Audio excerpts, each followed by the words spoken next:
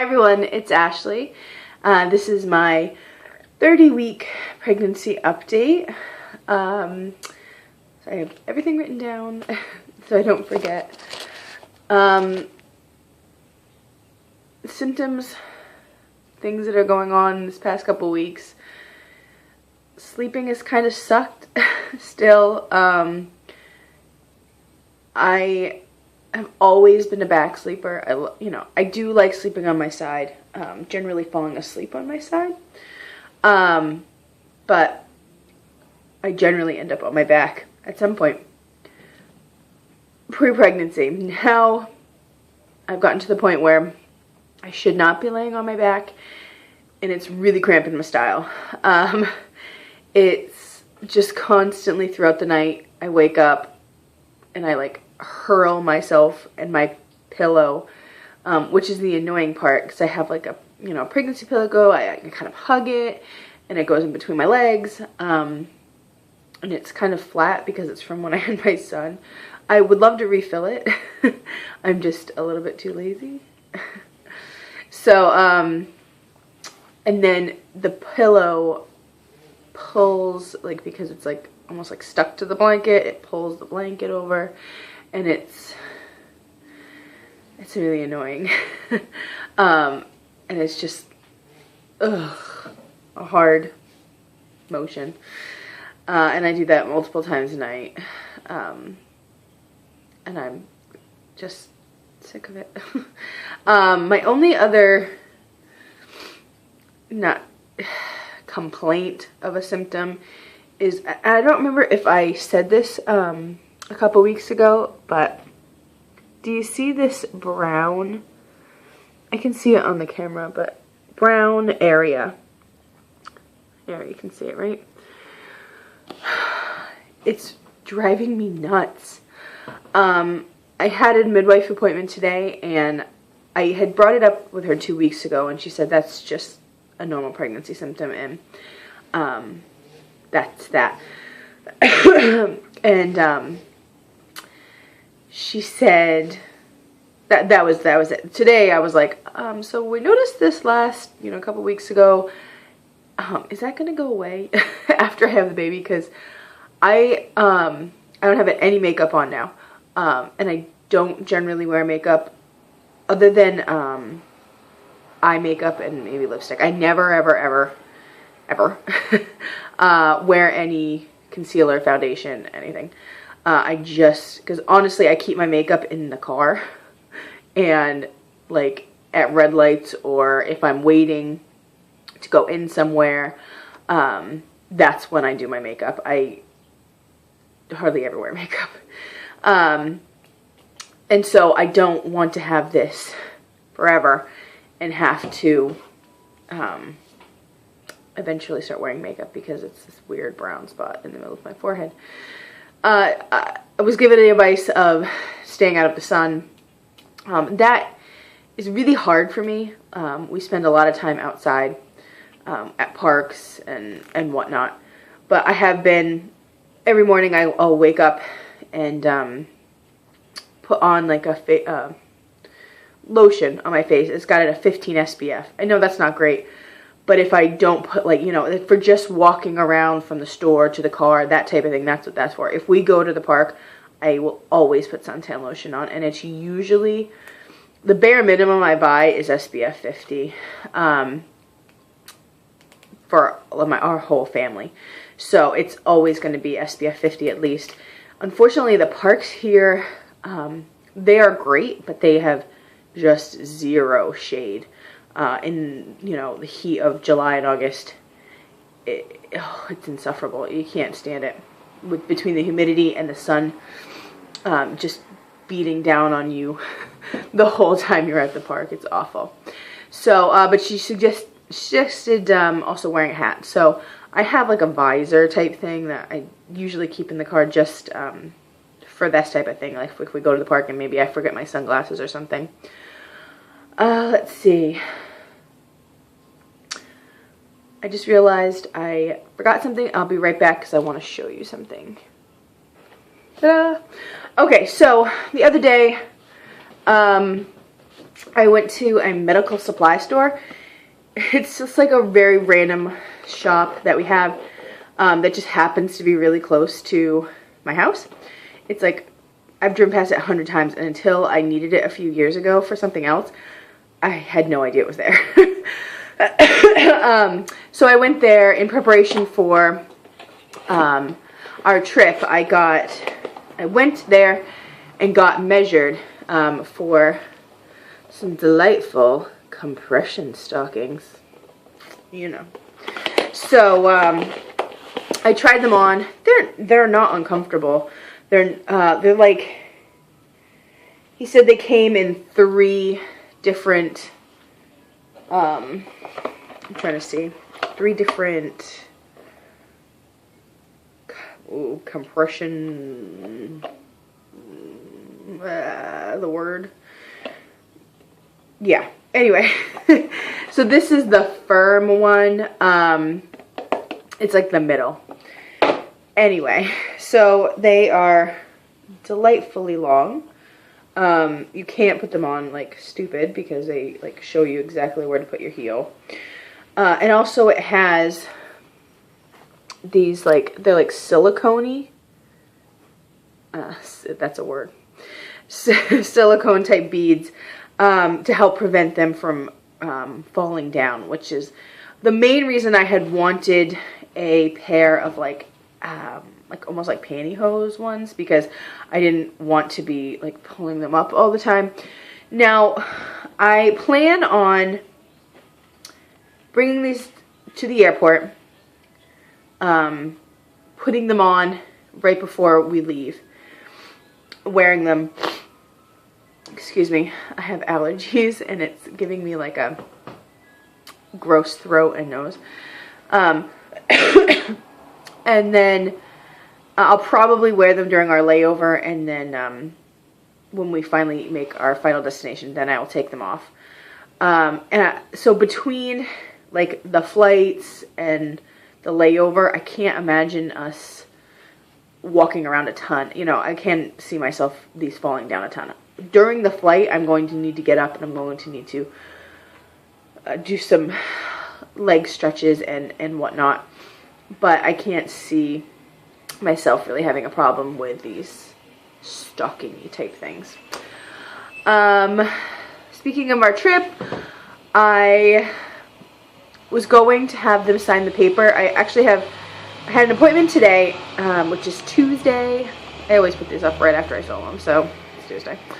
I have another appointment next Wednesday, just as like you're about to go on a long trip. Here are some last minute things to consider. We want to see you just before you leave, just to make sure you're okay to fly. That's when I was going to get the paper signed. Sorry, this was bothering me. The paper signed from my doctor saying that I can fly. Well, then my husband called me today and said that actually somebody from the airport is going to call my doctor.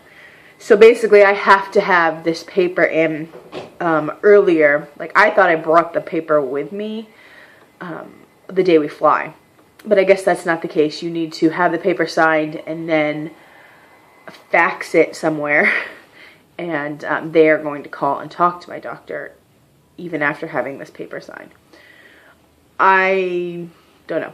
So I'm actually going to, because my husband said it could take a few days to schedule the call type thing, I'm going to go back tomorrow, have them sign the paper, and then ship it over, bring it over to my husband, and he will fax it, and then that should be fine, I guess. Let's see. I'm still craving salt. I have, despite having like feeling I need these compression stockings, I have had zero swelling. I've noticed that my rings were, getting a little tighter. I still am able to wear my actual wedding ring and engagement ring, but I did buy that spare set, and I will continue to wear my real ones as long as I can, but I want to have those other ones just in case. And I can only feel like this, at some point I may get swelling. It's just going to get hotter here, and I'm just going to get more pregnant. So, as of now, I don't have any swelling.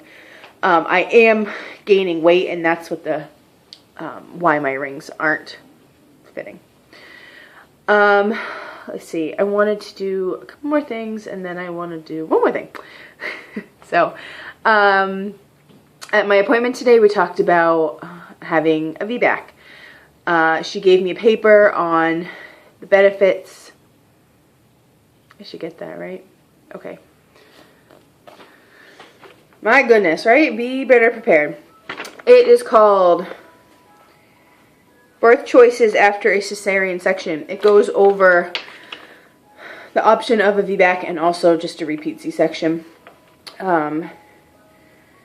Benefits of a VBAC compared to a planned C-section: faster time for healing, shorter hospital stay, less risk of infection after delivery, no chance of problems caused by having surgery, like an infection, more scar tissue. They could accidentally hit other organs, that type of thing. Less risk for the baby of having breathing problems. My son didn't have any breathing problems, but it's generally good to have a natural birth to try and get pushing the baby out, like compresses their lungs, and we'll get that yucky stuff out of there. Anyway, you can return to normal activity faster, greater chances of having a vaginal birth in later pregnancies, and lower risk of how the placenta attaches in later pregnancies. My first miscarriage, there was some talk about where the baby had implanted. It implanted very close to my C-section scar, and whether that could have been a factor. With complications, we don't know if this is our last child. We haven't really discussed it. We're kind of just hoping to get through this one. So I would rather not have another C-section in case we want to have more children. There are obviously some risk factors. The national average of a successful VBAC is 70 to 80%. Yeah. My personal midwife department has an 85% success rate, which is actually really nice. There are some risks, things like a uterine rupture. It's about 0.5 to 1%. You know, I can be scared of things like that happening, and that could scare me out of doing it. Or I could just try my hardest and, you know, leave it up to God. I can't decide what happens to my body. You know what I mean? I don't want another C-section. You know, my 5-year-old already has a problem not jumping, but like just, his elbows are constantly on me, on my stomach, on my legs. I can't imagine having to go through a C-section and have him want to climb all over me, honestly. The main question was like, am I a good candidate? Factors that predict success are cesarean birth for a reason that was unlikely to happen again. The reason I had a C-section with Finn was because he was facing the wrong way. He wasn't breech or anything. He was head up, face up instead of face down. And that is not the optimum. It can happen. You can have your baby that way. But it's not the optimal position to have your baby. And in my case, I would push him down a little bit and he would go right back up. Push him down a little bit and he would go right back up. So that wasn't a defect of my body. I progressed all the way. I was in the pushing stage. My water broke naturally. That type of thing. It's unlikely, hopefully, that I will have another posterior baby.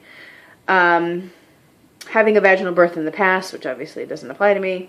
Labor that occurs naturally. I'm really hoping to not be induced. It's just, I don't want to be. Mother's age less than 30. I am 28. Length of pregnancy is less than 40 weeks. She's saying, like, just as the baby, you know, we're going to try not to go too far past 40 weeks. And a cervix that is at least 2 centimeters dilated and thinned when admitted to the hospital. Obviously, I have no control over when I'm admitted in case something happens. But laboring at home would be optimal for that type of situation. I'm really looking forward to trying. I haven't really studied any type of birthing method. She gave me, you know, Lamaze, the Bradley method, and hypnobirthing were 3 of her suggestions. I kind of looked into them. I think I'm kind of, I think I'm more in the, like, Lamaze mind of thinking. It's kind of just, if you want an epidural, you want an epidural. If you don't want an epidural, you don't want an epidural. And, you know, it's just, I'm kind of going with the flow at this point. It just depends. She also said that I can change my mind at any time. She said hindering the baby is coming out of you at that second. You can change your mind anytime. I'm really sorry if you hear the wind. It just suddenly came by. Now it's gone. Let's see. That's about it for that. My last thing to discuss, baby-wise, is nesting is like, something unrelated to this. Nesting is like a totally real thing. Like I said, we were going on this trip, and that is putting a lot of pressure on our cleaning the house and getting things organized. Just because when we get home, we don't know how. We want the house to be clean for when we get home. Also, the cat sitter's coming. You know, you want the house presentable, and you want to come home to a clean house and an organized house, especially when you've been traveling and you're just, I'm done, and you want things a little bit easier for when you get back. Like, I want to put the ACs in. We don't have central air. I want to put the 3 ACs that we have in before we go. And my husband was like, why? We're not going to use them when we're gone. And my thought was, well, it's a heck of a lot easier to have them in and then just turn them on when we get home than you being tired and annoyed and it being 90,000 degrees in the house and you don't want to put the AC in. That type of thing. So the last 10 days, I've been more productive than I have been in, I kid you not, months. Keeping on the laundry, keeping on the dishes, keeping up the recycling, keeping up, you know, I do spend a good chunk of my day at home because we're not out all day. But a lot of that time in the past few months has been just, I've been too tired to do anything. And I've been too lazy. So this past few weeks, I have just been doing little things, you know, that are making a big difference. You know, today I'm going to clean off the counters in the kitchen and try and keep those clean until we leave. You know, and then the next day, you know, today I'm going to, I don't generally do the dishes. My husband's supposed to do the dishes, but he doesn't like doing the big pots and pans. You know, today I'm going to make sure all the pots and pans are cleaned and put away, and then they're, you know, they're not out and I don't see them anymore. And, you know, today, actually, Finn and I cleaned the bathroom. You know, it's the smallest room in our house. But, you know, wiping off everything. Just wiping off everything. It was great. I did not expect him to help me at all, honestly. I just expected him to start playing. But he saw what I was doing and he was like, I want to help. And, you know, you can use 800 wipes. I don't care. It's fine. But, because you're cleaning, honestly. So, you know, things like that. Smaller things, but if we keep them up over the next 12 days before we leave, it's going to make a big difference. You know, 2 days before we leave, we're going, okay, we don't actually have that much to do. And so the trip and honestly nesting is like a crazy real thing. I just like, I don't need to clean out cabinets. Like, I was cleaning the bathroom. Basically, like, mirror needs to be cleaned, shower needs to be cleaned, floor needs to be cleaned, counters, stuff like that. But I was like, I need to clean out underneath the sink. Like, I need to clean this out. It needs to be organized or somewhat better right now. So, thankfully, honestly, thankfully that's happening because it's a real motivation. And lastly, non-baby related, I am so thankful I have some new subscribers, and I'm so thankful I have people commenting on my videos. I feel so bad, but I cannot comment back. My husband thinks it's just a little thing that he, you know, can be fixed, like a button unclicked or something like that. But I have no idea. I have another YouTube channel, and I can post on that. It's perfectly fine. But as soon as I switch to this one, I've tried on my tablet, my phone, my computer. I cannot reply to anybody's comments, and I'm so sorry. I don't want to be a jerk, because I really appreciate it, but I can't comment back, and I'm so sorry. That being said, I did create an Instagram account, and I will put the link. I'm not going to put the link. I'm going to put the name because links are too hard at this point. I'm going to put the name down below, but if you want to hear it, it's band_baby_Ashley. That's it. I would have loved band baby, but yeah, no, doesn't always happen. So that's it. If you want to become my friend on Instagram, I posted a few pictures, a video, that type of thing. And I hope to talk to you soon. Bye bye.